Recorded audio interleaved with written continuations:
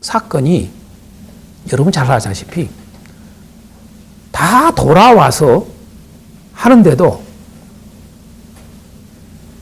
여러분 동서로 이게 나눠져 가지고 안 됐습니다. 하나가. 그래서 우리가 잘 아시다시피 6.1 전쟁이라는 걸 통해서 완전히 승리를 합니다. 이스라엘이요. 그래서 완전히 회복이 됩니다. 다시 되찾습니다. 여러분 무엇 때문에 그렇습니까? 그들은 하나님이 주신 땅이라고 하는 것 때문에 다시 돌아왔던 것이고, 약속의 땅이라는 것 때문에 다시 돌아왔던 것이고, 그 약속의 땅의 중심이 뭐냐?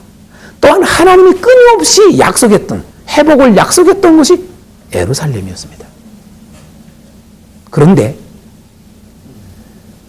그들이 6.1 전쟁을 통해서 완전히 차지했는데도 예루살렘을 여러분 수도로 하지를 못합니다. 놀랍죠. 그래서 수많은 노력을 했는데 여러분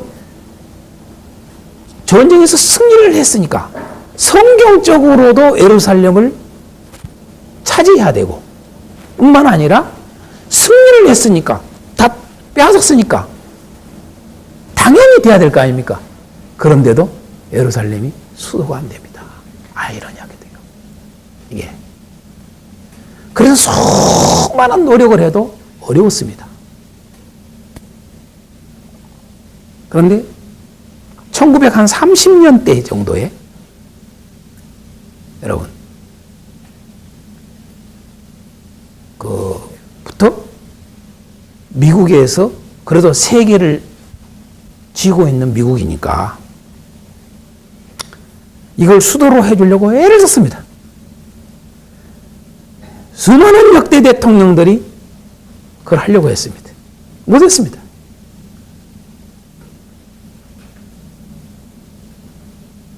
다들 못했습니다.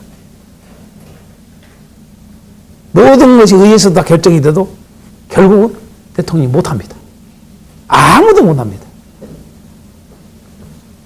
왜냐하면요, 여러분요, 잘 아시다시피 중동뿐만 아니라 중동은 잘 알고 있는 이 산유국 석유입니다. 석유.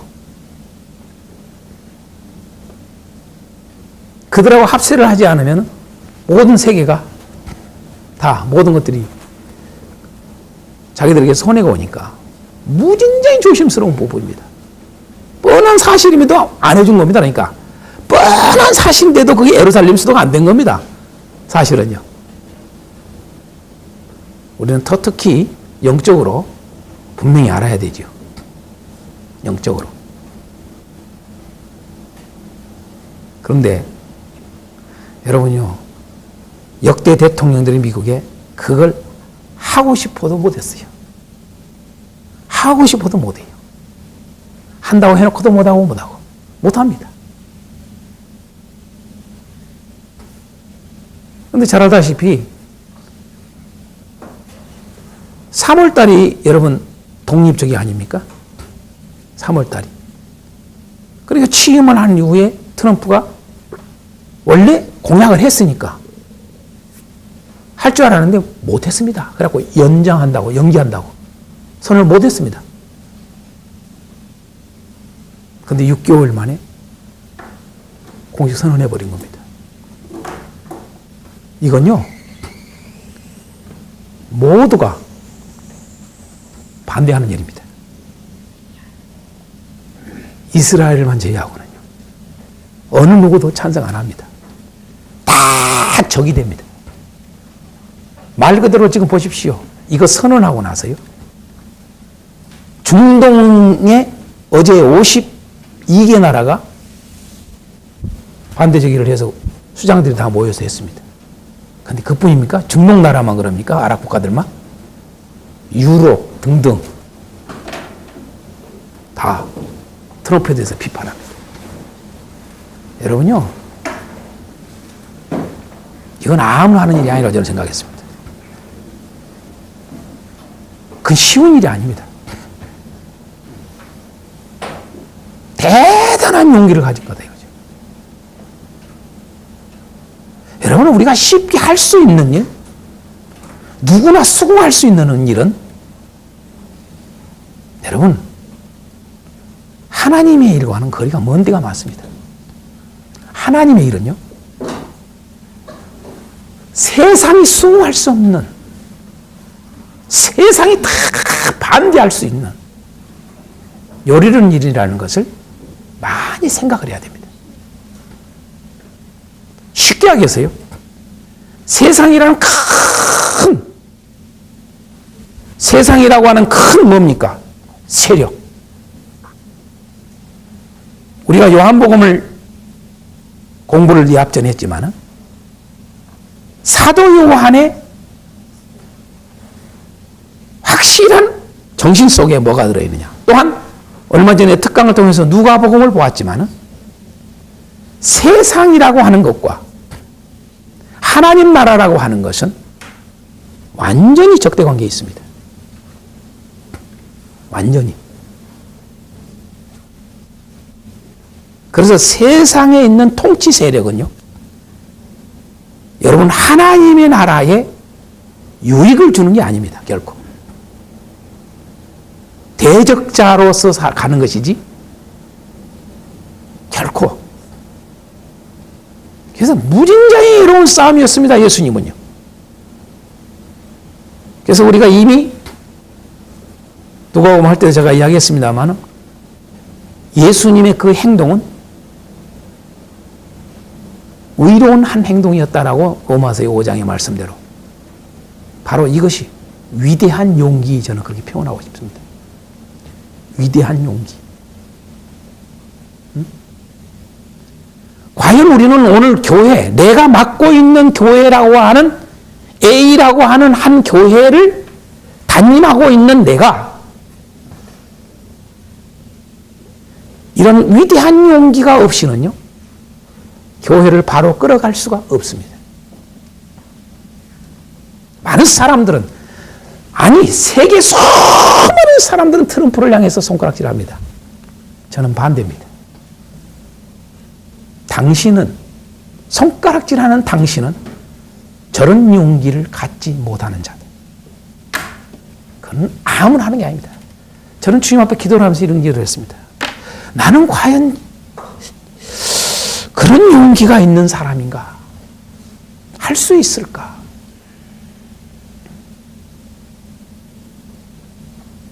하나님 편에 설 수 있을까?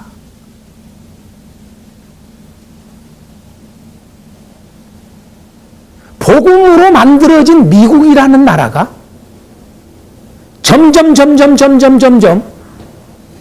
하나님이 없어져 가도록 만들어가는 것들이 점점 계속 미국을 장악하고 무너뜨려 가는데, 이제는 아예 오바마 2번에 걸친 정권 10년의 세월에 가장 이슬람을 개방시켜버리는 게 오바마 정권입니다. 아예 노골적으로 오바마 대통령은 대통령이 취임하자마자 제일 먼저 나라를 방문한 나라가 이집트였습니다. 그 이집트에 가서 뭐라고 그랬느냐? 우리는 기독교 국가가 아니다. 이슬람 국가다. 아예 선언했습니다. 그래서 트럼프는, 다들 대통령이 되지 않거라 생각했던 트럼프는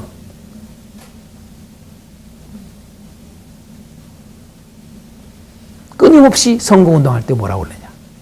이 나라를 다시 기독교 국가로 우뚝 세우겠다.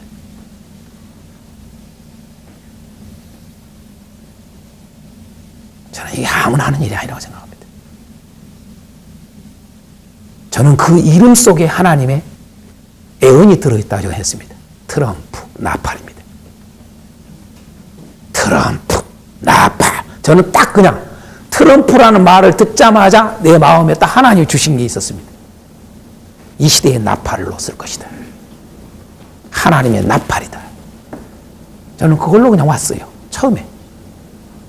그런데 정말 여러분 잘 잘한 점, 못한 점을 떠나서 중요한 일이라는 말입니다. 이 말은. 제가 왜 이야기를 하느냐. 루터의 두 얼굴이라고 하는 이야기를 내가 서두에 끄집어냈잖아요. 그럼에도 불구하고 우리는 어느 누구보다도 우리 개신교에 있는 우리들은 루터에 대한 자부심을 다 가지고 있습니다. 그의 두 얼굴, 한편으로는 우리가 상상할 수 없는 루터의 삶이 있었습니다. 철저히 반유대주의자였습니다. 우리가 요한계시록 할 때도 제가 이야기했습니다. 저는 어떻게 보면 루터는 무진장이 극단적인 사람으로 비춰졌습니다. 아, 저 사람은 무진장이 극단적 행동을 할 수 있는 사람이다 하는 생각을 많이 가진 사람입니다. 야고보서 성경 아니야? 이런 식이에요. 쉽게 하겠어요. 요한계시록? 이것도 없애. 여러분요, 예수의 계시라고 했는데도 그렇게 했습니다. 무진장이 그러한 것들이 있는 사람입니다. 좀 공부할 필요가 있습니다. 그래서 한번 그 책을 읽어보시길 바랍니다. 사서 도움이 될 줄 압니다. 그것을 저는 우리에게 끌어온다는 겁니다. 오늘 우리가 이 땅에 살아가는 현장 속에서 루터가 어떻게 그런 위대한 용기를 발휘할 수 있었을까? 야, 루터는 로마서를 읽으면서 5장에 있는 그 의로운 행동이 한 행동이라고 하는 그 말씀이 필히 꽂혔지 않았을까? 저는 이런 생각을 했습니다. 그 표현 한 표현이 그를 용기 있게 만들었다 저는 생각합니다. 여러분은 어떨는가 모르겠습니다. 우리 한국교회에 또한 여러분이 담임하고 있는 교회에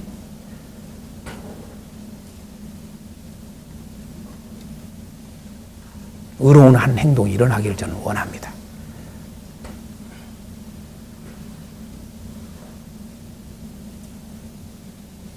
여러분, 루터의 종교개혁 3가지 핵심이 있습니다.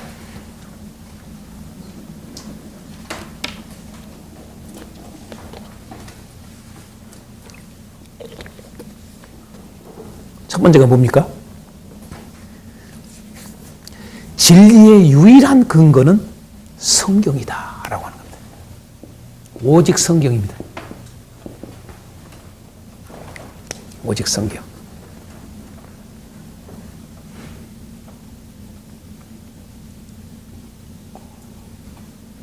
이게 종교개혁의 아주 핵심 중에 하나입니다.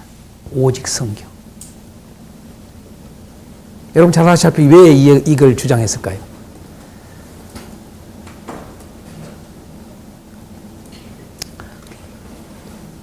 교회의 전승주의에 대항한 겁니다. 다시 말해서 교회의 전통. 교회의 전통을 위에다가 둬버렸어요. 그 당시에. 가톨릭이요. 그 전통을 위에다 두었는데 그 전통 중에 여러 가지가 있죠. 그 중에 대표적인 게 뭐예요? 여러분, 교황, 이런 등등. 그쵸? 교황의 말. 쉽게 하겠습니다. 교황의 말이 하나님 말씀보다 더 위에 있는. 그죠?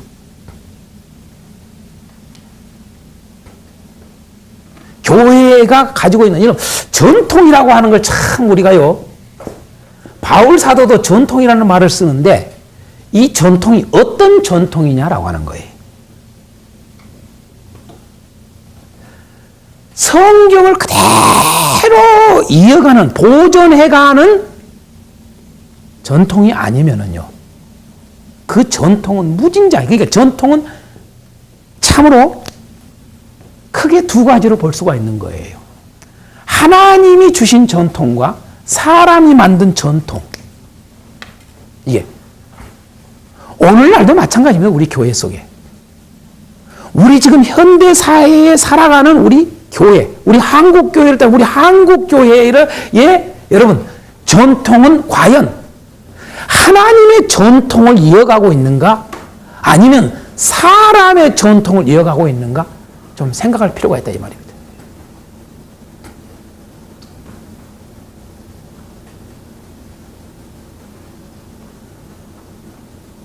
저는 오늘 새벽에도 말씀을 읽으면서 목회서신인 마지막인 디도서를 읽으면서 그런 생각을 했습니다. 우리 교회에 전해져 가고 있는 우리 지금 현재 우리 교회들이 붙잡고 있는 전통 중에 버려야 될 게 저는 있다고 봅니다. 군더더기가 많아요. 오히려 하나님이 주신 전통은 많이 없어졌어요. 오히려 없어졌고 사람이 만들어놓은 각 교단별로 만들어놓은 전통, 각 교파별로 만들어놓은 전통, 각 주장하는 자들이 만들어놓은 그러한 것들이 전통이 돼서 오히려 더덕더덕 붙어있지 않는가? 여러분 개혁이라는 말이 뭡니까? 개혁. 말 그대로 개혁이라는 말이 뭡니까? 리폼이잖아요. 리폼 우리 말로 다시 말해서 개혁, 한자로 개혁 뭐예요? 여러분 형태가 돌아간다는 이야기죠. 되돌린다는 이야기죠. 형태예요. 형태 이게 형태예요. 혁이 다시 말해서 형태가 뭐예요? 가죽이에요. 껍질이에요. 껍질. 이게 가죽을 고친단 말이에요. 여러분 본질은 개혁이 되면 안 되지요. 그렇잖아요. 본질은 개혁의 대상이 아닙니다.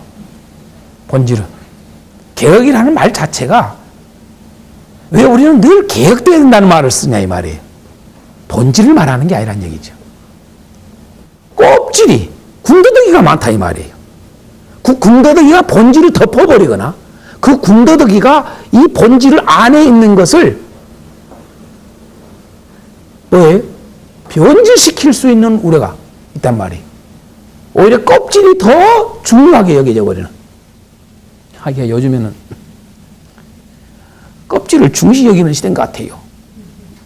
과일도 껍질을 이제 먹어야 된다고 자꾸 주장해요. 보면은요. 네? 그지요? 사람들이 왜 그 껍질을 좋아하는지 몰라요?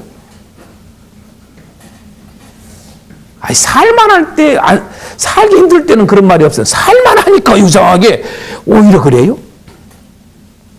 참 희한하죠? 이게. 어찌됐든요, 개혁이 바로 뭐냐라면, 이런 전통들이 사람이 만들어 놓은 것들, 요겁니다. 요게 개혁돼야 되는 겁니다, 요게 개혁돼야 되는 거예요. 이걸 고쳐야 되거든요. 그죠?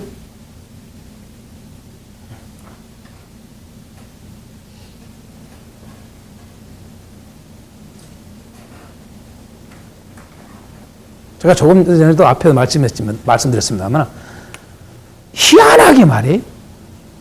성경보다 신학이 더 위에 있는 경우가 많아요. 신학이라는 것이 성경을 통해서 신학이 만들어지는 건데, 희한한 것은 신학이 성경보다 더 강조된단 말이에요. 성경적으로 이것은 잘못됐습니다 이런 게 아니라 신학적으로 잘못됐습니다 이렇게 나와요. 희한해요. 답합시다. 성경은 개혁의 대상이 아니다. 신학은 개혁의 대상이다. 아멘. 꼭 알아야 돼요. 신학은 고쳐야 돼요. 다시 말해서 껍질은 안의 것들을 변질시키면 고쳐야 돼요. 그래서 우리는 개혁을 또 다른 말로 뭐예요? 본질로 돌아가라는 말을 쓰는 거예요. 본질로. 껍데기가 주인 노릇 해버리면 안 된다는 거죠. 이게. 바로 루터가 그 당시에, 여러분 잘 아시다시피 로마 카톨릭의, 지금도 우리 카톨릭뿐만 아니라 우리 개신교도들도, 개신교에서도 인정하는 대표적인 여러분요 목회자였던 분이 누굽니까? 어거스틴 아닙니까? 그잖아요. 응?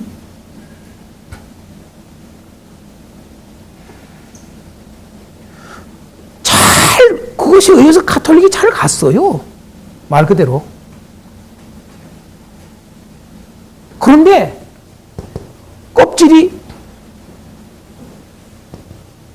본질을 덮어버리니까, 껍질이 본질 위에 있다 보니까 결국은 그렇게 된 거 아닙니까? 오늘 우리도 마찬가지란 얘기예요. 우리는 오직 개신교.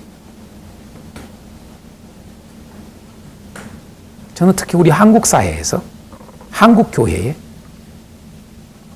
신천지가 저렇게 득세할 수 있었다는 것은, 뒤집어서 말하면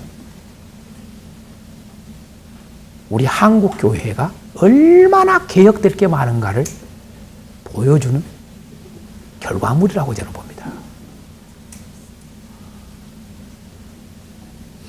결과물. 얼마나 재밌냐면요. 참, 조금 이따가 그걸 내가 좀 잠깐 언급하겠습니다만은,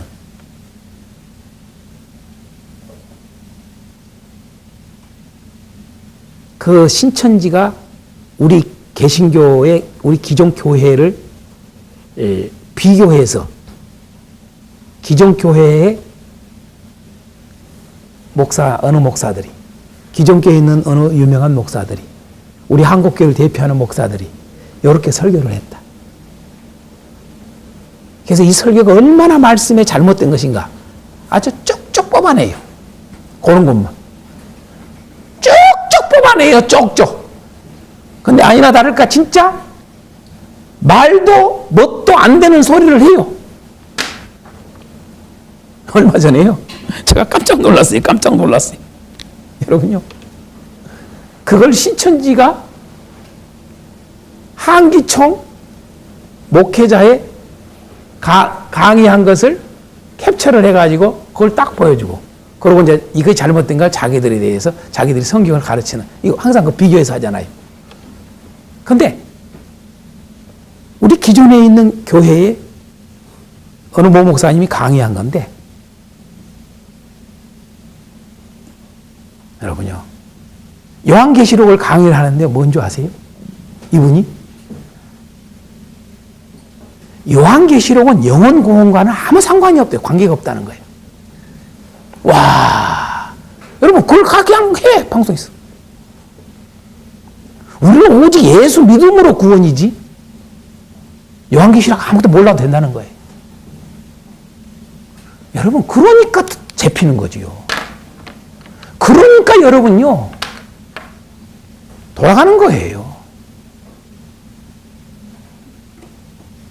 얼마나 오늘 말씀을 맡은 자들이 무식한지, 말씀을 맡은 자들이 이게 진정한 복음을, 성경을 제대로 전하지 않는다는 거죠.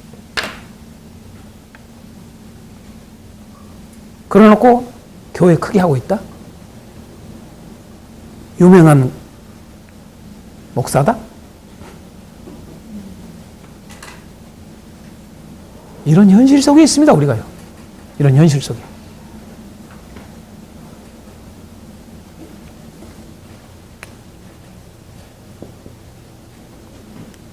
할 얘기 참 많습니다. 종교개혁을 일으키는데 첫 번째 핵심이 뭐냐? 오직 성경이었습니다. 성경으로 돌아가라. 그래서 그게 계기가 돼가지고 그 루터의 종교개혁으로 출발을 해서 비로소 성경을 일반인들이 볼 수 있는 일들이 벌어진 거 아닙니까? 그래서 여러 나라로 이제는 지금 현재 얼마나 많은 모든 각 나라 여러 민족의 언어로 번역이 돼서 누구나 성경을 볼 수 있는 그런 시대가 되어 있습니다.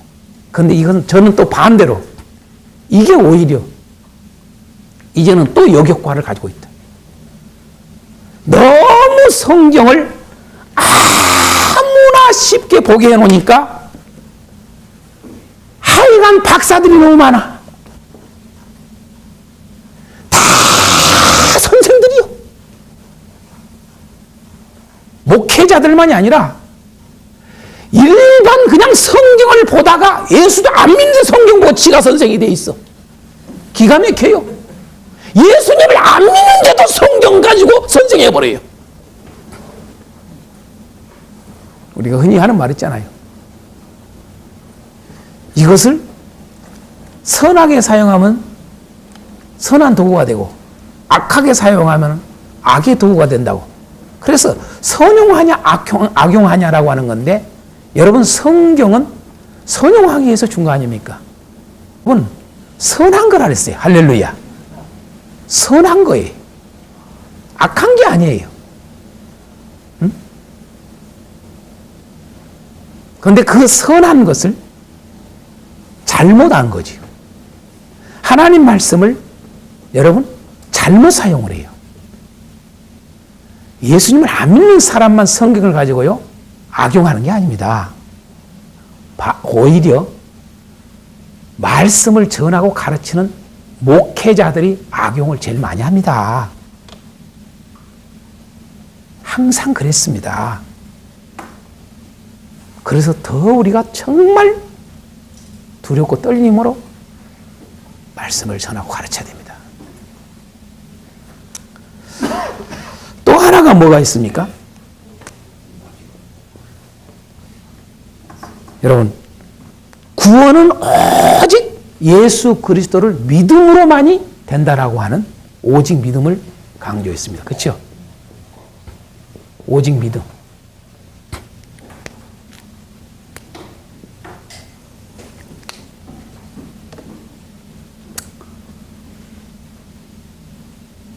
그 당시에 카톨릭이 구원관이 어떠했습니까? 그 제도적 구원입니다. 제도적. 다시 말해서 카톨릭에 사는 어떤 모든 제도들, 그 제도들을 그대로 따를 때 구원이라고 하는 겁니다. 다시 말해서 성사와 같은 그런 외적 행위들을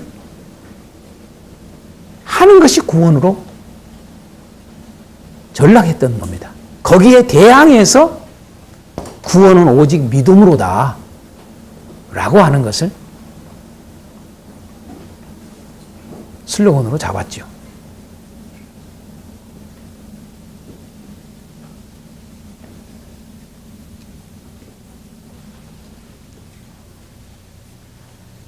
저는 여기서 한 가지 여쭙고 싶습니다.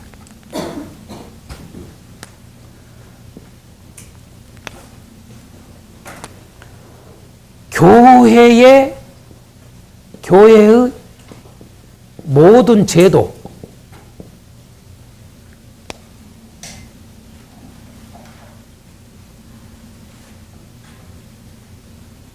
우리는 오직 믿음이라고 하는 말을 할 때에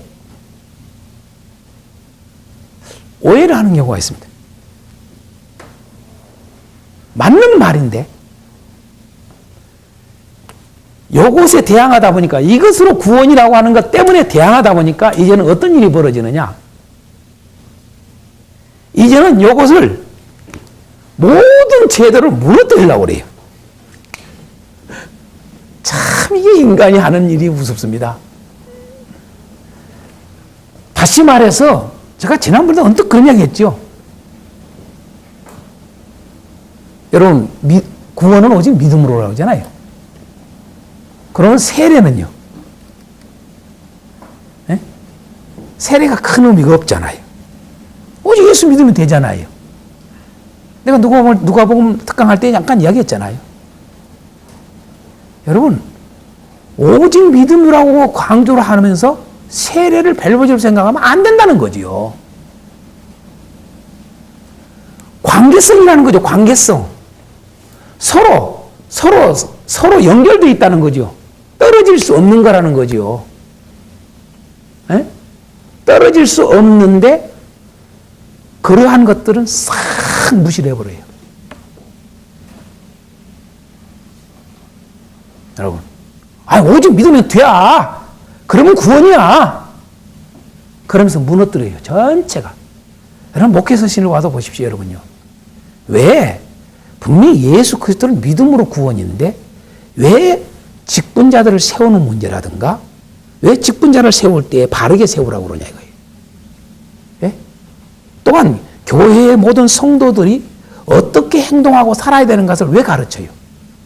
그게 믿음과 상관이 없습니까? 구원과 상관이 없습니까?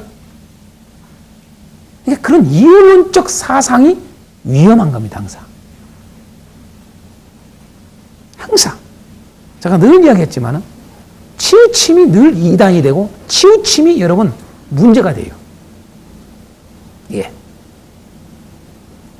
다만 이러한 교회의 모든 제도가 믿음으로 구원, 곧 구원과 관련된 제도가 아니면 다 없애야죠. 고쳐야죠. 그렇죠? 예?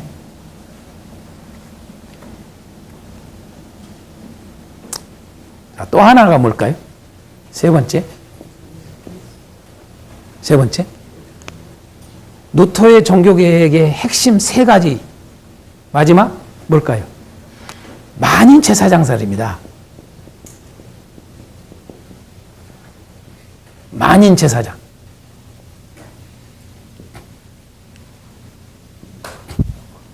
왜 그래요? 그 당시에 오직 하나님 앞에 나아갈 수 있는 것은 오직 사제만이 할 수 있다라고 하는, 그렇죠?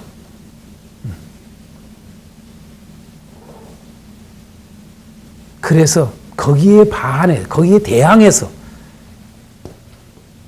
하나님께 나아갈 수 있는 것은 누구나 다 예수 그리스도 이름으로 나갈 수 있다라고 하는 만인 제사장을 여러분 강조했던 겁니다.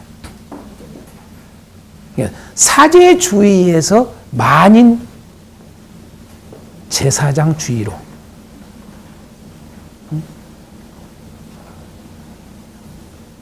이게 엄청난 사건이죠. 이게.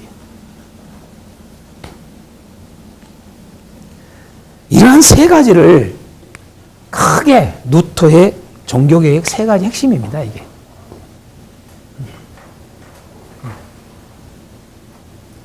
이제 95개 조문에 붙인 반박은 저기는 거의 면제부와 관련되어 있습니다. 면제부와 내용이. 그러면 오늘 이러한 것들을 우리가 로마서를 공부하면서 루터가 종교개혁을 일으키는 이러한 세 가지를 보면서 오늘을 사는 우리 개신교 오는 과연 어떻게 해야 되겠는가? 좀 생각하자고 제가 이걸 다뤄본 겁니다.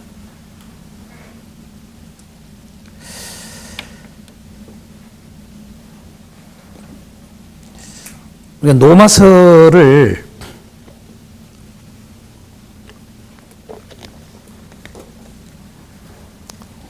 많이 읽고 또 많이 배우시고 그러셨어요. 나눠봅시다.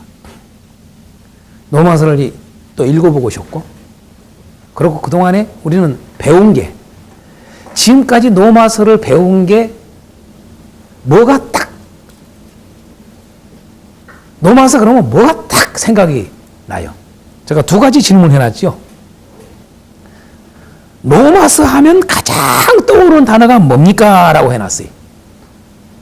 여러분. 예? 예.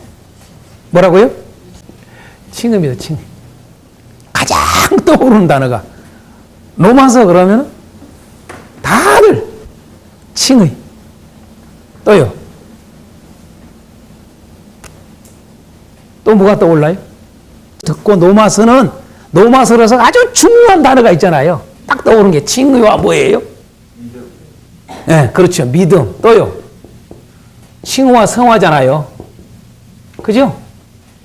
예? 칭호와 성화예요.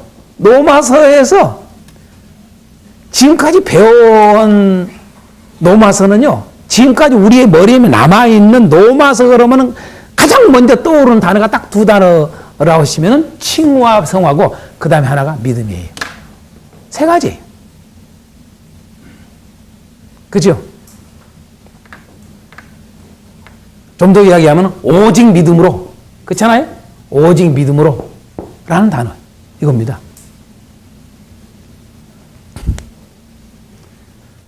저는 이 자체가 500년 동안 우리의 사상을 병들게 만들었다 하는 사람입니다.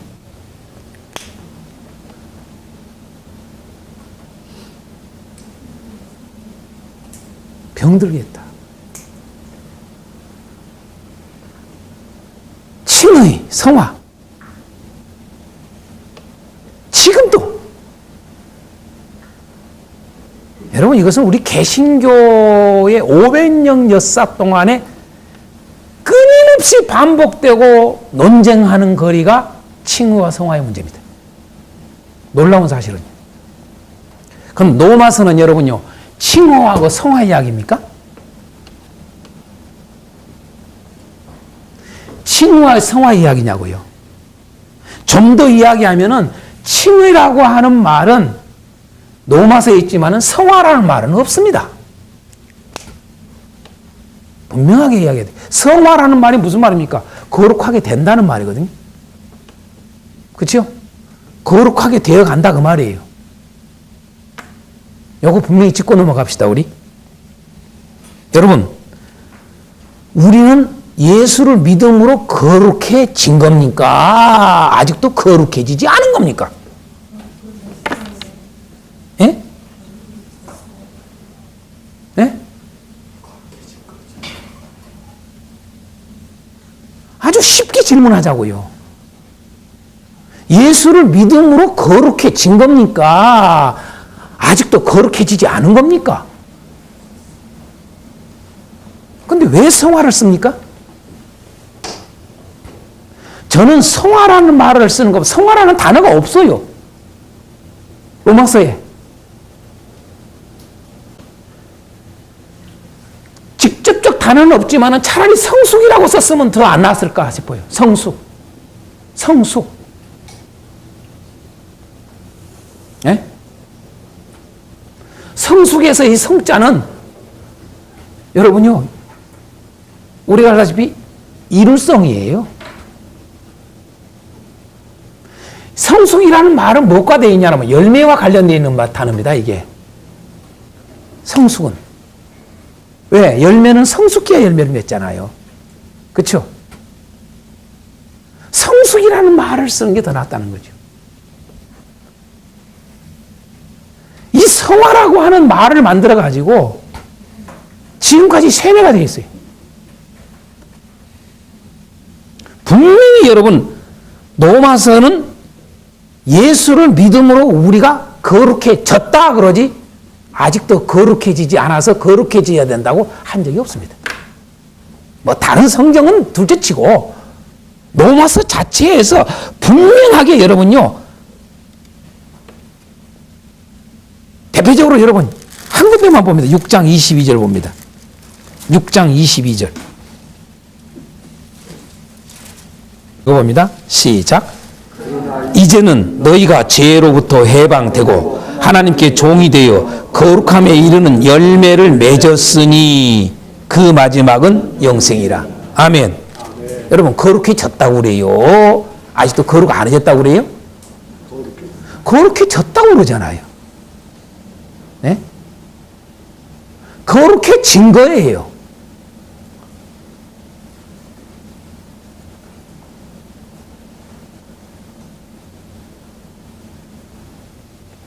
그런데 우리는 거룩해져야 된다고 그래요. 거룩이 계속 거룩해져 가야 된대요.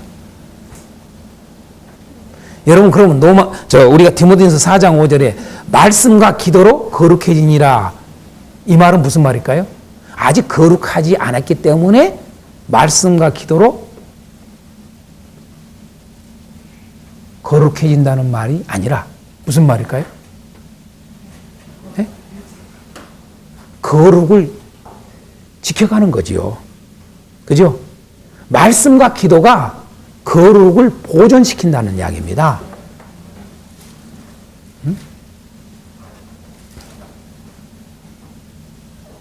왜 우리가 경건의 훈련을 늘 해야 돼요? 매일 왜 말씀을 늘 읽어야 되고 그 말씀을 묵상하면서 그 말씀을 가지고 기도해야 돼요? 여러분, 말씀이 나에게 늘 있게 하는 거예요. 다시 말해서 그 말씀대로 살아가게 하는 거예요. 말씀과 기도는 하나님의 말씀이 내 삶에 그대로 적용돼서 살아가도록 한 능력이에요. 그렇잖아요. 그래서 말씀도 능력으로 표현했고 기도도 능력으로 표현한 거예요. 사실 칭의라는 말 자체와 성화라고 하는 게 사실은 안 맞는 단어입니다. 그렇죠. 맞지요. 칭의와 성화라는 말 자체가 맞질 않아요. 칭의라는 말 자체가 이제 이미 이따가 좀 할 겁니다. 거룩해졌다는 말이에요. 우리는 자꾸 의라고 하는 것과 이 거룩이라고 하는 것을 놓쳐요. 의는 거룩에 들어가는 거예요. 여러분, 이건 나중에 가서 이제 하나님 앞에 질문하세요. 의와 거룩은 떨어질 수 없는 단어입니다. 저도 궁금한 게 예. 성화라고 하는 개념이 예. 신학에 왜 성화라는 개념이 어디서 왔을까? 논쟁합시다. 하여간 참 답답해요. 이왕 했으니까 자, 여러분 칭의라고 하는 말도 여러분 보세요. 카톨릭에서 그 당시에 여러분요. 그 당시에 이 칭의론을 제기를 할 때에 신학적 흐름들을 보면은요. 카톨릭에서도 칭의를 주장해 왔습니다. 칭의가 없었던 게 아니에요. 네? 무슨 개신교에서만 칭의를 말한 게 아니에요. 오해하면 안 돼요. 우리 개신교에서만 비로소 칭의를 했다. 루터를 통해서 칼빈을 통해서 그렇게 생각하면 안 돼요. 이미 여러분 구교에 쭉 칭의가 있었습니다. 그런데요. 참 그러니까 제가 학자들이 신학이라는 게 참 무섭다는 게 뭐냐면요. 얼마나 재밌는가 보세요. 이 칭의를 카톨릭은요. 실제적 칭의라고 칭했어요. 실제적 칭의. 우리 개신교에서는요. 뭐예요? 신분적 칭의라고 했어요. 여쭤볼게요. 실제적 칭의와 신분적 칭의가 무슨 차이가 있습니까? 네? 저는요, 제가 얼마 전에 참 페북에 어느 목사님이 매일 말씀을 올리는데 뭘 올렸더라고요. 뭐라고? 그래서 내가 딱 한마디 해주려다가 내가 참았어요. 뭐였느냐? 언어적 유희. 제가 언젠가는 쓸 거예요, 이 표현을요. 언어적 유희. 이 학자들이 말이에요. 무진자의 학자들이 언어적 유희에 놀아나요. 막 어떤 말을 하나씩 만들어서 저는 그래서 그걸 언어적 유희라고 그래요. 하나님의 말씀을 가지고 이 언어라고 하는 언어를 통한 장난질을 한다는 얘기죠. 여러분, 실제적이라는 말이나 신분적이라는 말은 이코로 아닙니까?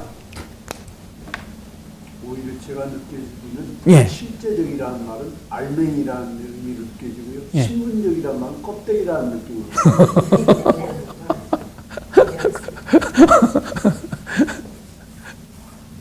신분적으로. 아, 그럼 신분이 어려졌으면 실제가 어려진 거 아닙니까? 예? 안 그래요? 자꾸 나누는 거 있죠. 아주 나누기를 기가 막히게 잘해. 성경은 나누기를 잘하는 것은 사단 사상이다. 나누기를 잘하는 것은 철저히 마귀적이다. 이건 성경의 가르침이에요. 그래서 분리하는 거, 이단만이 아니라 분리하는 거, 분쟁하는 거 다 나누는 거예요. 하나님은 성령은 하나 되게 하는 거예요. 그렇잖아요? 그래서 이런 어떤 새로운 어떤 언어들을 자꾸 만들어 나가요. 특히 신학이요. 신학을 하는 자들이 자꾸 자, 이 학자가 이걸 주장을 했어. 그럼 그놈을 연구를 해서 아, 나는 어떤 이게 인간에게서 온 산물이에요. 보면요. 여러분 모든 우리 세상의 학문이 그랬잖아요. 모든 신학뿐만 아니라 그러니까 신학이 세상의 학문에 기초한 학문이 되다 보니까 문제가 되는 거예요. 세상의 학문이 일반 세상의 학문에 항상 근거를 시켜요. 그렇잖아요? 우리 신학이라는 자체 출발이 뭐예요? 철학에서 출발했어요. 응? 근데 우리는 오늘날 신학은 철학만이 아니에요. 모든 분야의 학문이 이제는 뭐예요? 신학의 근거가 돼요. 심리학이든 모든 게 여러분요. 응? 신학으로 나아가게 되면 성경에서는 해 아래 새 것이 없다 했는데 학문에서는 자꾸 새로운 걸 만들어내야. 그게 바로 잘 지적하신 거예요.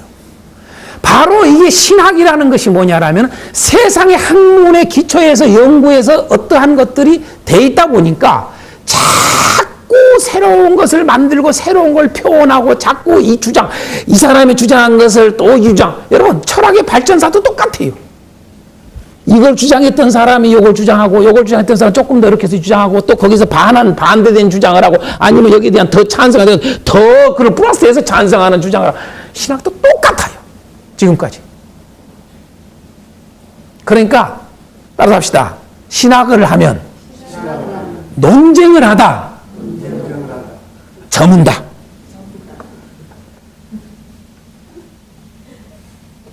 신학하면 논쟁하다가 끝나요. 지가 지옥을 간지도 몰라.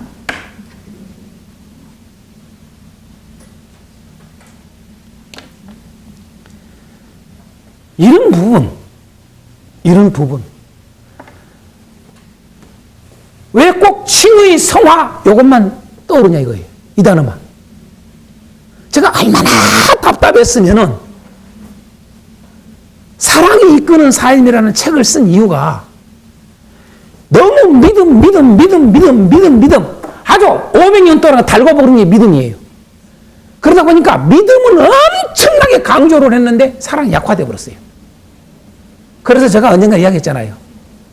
로마서는 사랑으로 시작해서 사랑으로 끝나버린다고. 사랑의 가르침이다. 고린도전서 13장만 사랑의 가르침이 아니라 로마서는 사랑으로 구조되어 있습니다. 사랑을 가르쳐요. 제가 이따 구조할 때 조금 더 이야기할게요. 이 부분은요. 마지막 시간에. 그래서 이제는 사랑 좀 강조했으면 좋겠다. 왜? 기울어져 있어. 어디로요? 믿음에 기울어져 있어. 이게 사랑이 이게 붙어버렸어요. 이게. 그래서 사랑을 강조해서 이거 균형 좀 잡아주려고요. 그래서 여러분 믿음, 사랑 이게 같이 가야 될 거 아니에요. 얼마나 우리 인간이 참 어리석은지 몰라요.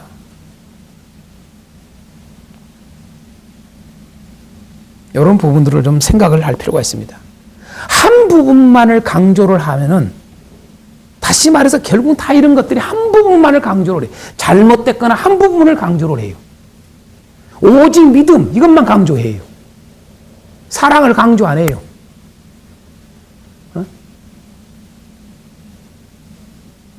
그러다 보면은요, 이렇게 다, 결국은 지금 다 보면 우리가 500년 동안 또 치우쳐 있어요. 따라합시다. 치우쳐 있으면 불완전한 신앙으로 가게 돼 있다. 절대 그렇습니다. 신천지만이 여러분요, 극단주의로 가는 게 아닙니다. 치우친 게 아닙니다. 그들은 해도 너무하게 가버려서 문제지만은, 우리는 여러분 안 치우친 줄 아십니까? 이것이 증명합니다. 이것이. 이게. 또 한 가지 질문 제가 해놨지요. 지금까지 배운 로마서를 통해서 예수님을 믿는 자는 의인입니까? 라고 하는 거예요. 이게 두 가지 질문 제가 해놨어요. 아주 중요합니다. 예수님을 믿는 자는 의인입니까? 조금 전에 목사님 의인과 거룩함에 대해서 살짝 말씀하셨는데, 여러분 이건 꼭 질문하고 싶어요.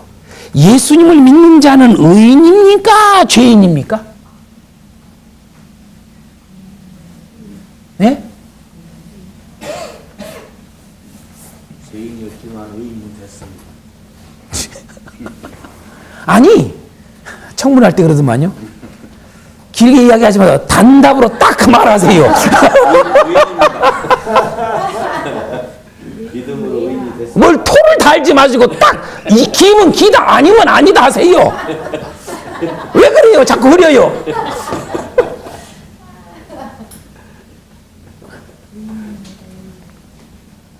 또 이런 질문 던지세요. 아까도 거룩해졌는가 거룩해져야 하는가 이런 질문들. 여러분 분명히 로마서는요, 예수를 믿는 자는 의인이라고 끝난 거예요. 죄인이 아니에요. 본론에 들어갈 때 자세히 또 다루겠습니다만은 이런 부분을 크게 우리는 질문 던지고 가야 됩니다. 서론에. 왜냐하면은